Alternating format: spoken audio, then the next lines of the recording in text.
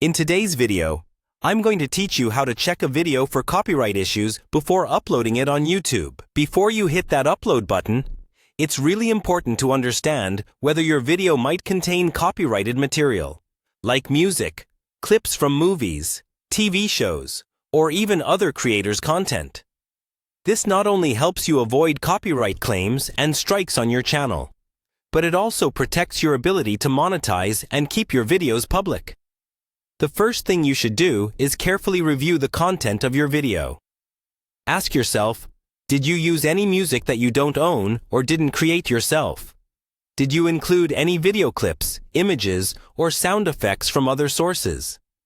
Even short snippets can be detected by YouTube's system, so it's best to be honest with yourself at this stage. If you used assets from a stock website or a music library, make sure you actually have the proper license and that you understand the terms of use for YouTube. Once your video is ready, go ahead and upload it to YouTube as you normally would, but keep it set to private or unlisted at first. This way, YouTube can scan it without exposing it to your audience right away. During the upload process, YouTube uses a system called Content ID to automatically check your video against a large database of copyrighted material.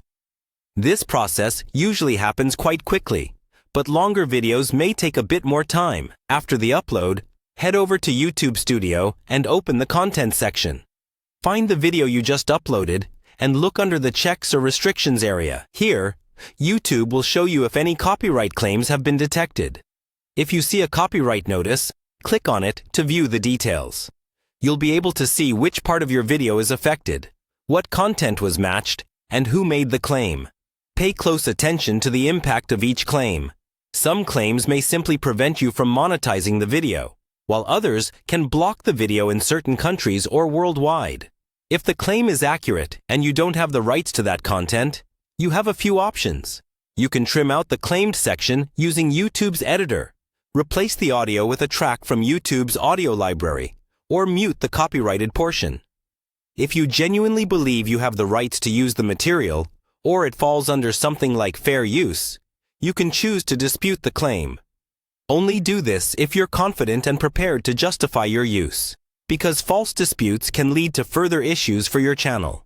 By taking these steps before making your video public, you greatly reduce the risk of unexpected copyright problems and help keep your channel safe and sustainable over the long term.